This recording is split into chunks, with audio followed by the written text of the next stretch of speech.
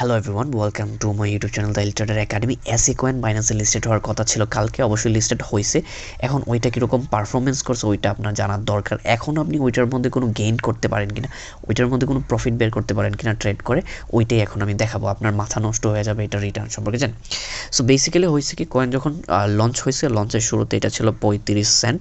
35 Saint মানে আপনি ধরতে পারেন 40 টাকার মতো। দেন এইটার প্রাইস গেছে $16.37, অলমোস্ট 2000 টাকার আশপাশ।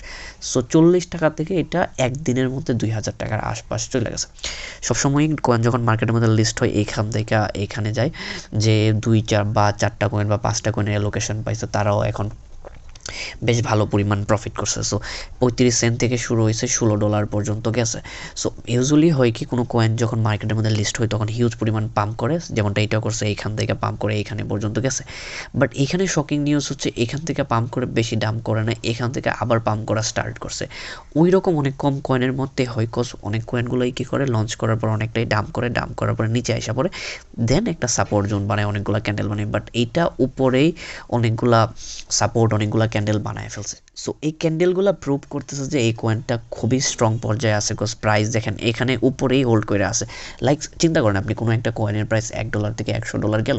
সো ওইখানে যদি সাস্টেনেবিলিটি না থাকে, ওইখানে যদি এরকম থাকে যে এই কয়েনটা $100 যাওয়ার যোগ্য না, তখন ওইখান থেকে তো প্রাইসটা নিচে আসা পড়তো। বাট ওইখান থেকে প্রাইসটা নিচে যদি না আসে, $100 গিয়ে প্রাইসটা টিকা যায়, তখন তার মানে ওই কয়েনটা ওই $100 যোগ্য।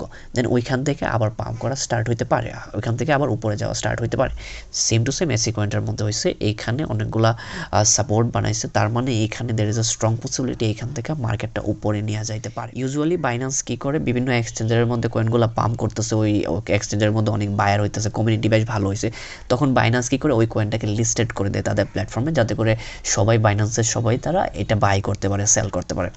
সো এই কয়েনটা, এসি কয়েনটা কখনো কোনো এক্সচেঞ্জের লিস্টেড হয় না, একদম সদ্য নিউ কয়েন, যেটার মধ্যে কোনো কাজ হয় না, একবারে নতুন। ওই রকম প্রজেক্টগুলো অনেক স্ট্রং হয় বাইন্যান্সের, কজ ওই রকম প্রজেক্টগুলো না হয়, স্ট্রং না হলে বাইন্যান্স ওইখানে লিস্ট করে না। কজ যেহেতু বাইন্যান্স অনেক বড় এক্সচেঞ্জার, আর অলরেডি বাইন্যান্সের মধ্যে অনেক ঝামেলা চলতেছে, ওই কারণে ওরা স্ট্রং কয়েন ছাড়া লিস্টেড করবে না। ওই কারণে বাইন্যান্স তাদের এক্সচেঞ্জের মধ্যে লিস্ট করছে। আর আসলে এটা স্ট্রং প্রজেক্ট, তার চার্ট অনুযায়ী বোঝা যাচ্ছে যে যদি স্ট্রং না হয়তো অনেকটা নিচে এসে যেত, বাট উপরে হোল্ড করতেছে। I am not a financial adviser. যারা বাই করতে চান, যারা সেল করতে চান, তারা অবশ্যই দেখে শুনে নিজে রিসার্চ করে নেবেন। আমার কথা হচ্ছে জানানো, আপডেট দেওয়া। সো আমি আপডেট দিচ্ছি, আপনারা ইচ্ছা মতো বাই সেল করবেন। Thank you so much for watching this video. Next ভিডিওতে আবার দেখা হবে।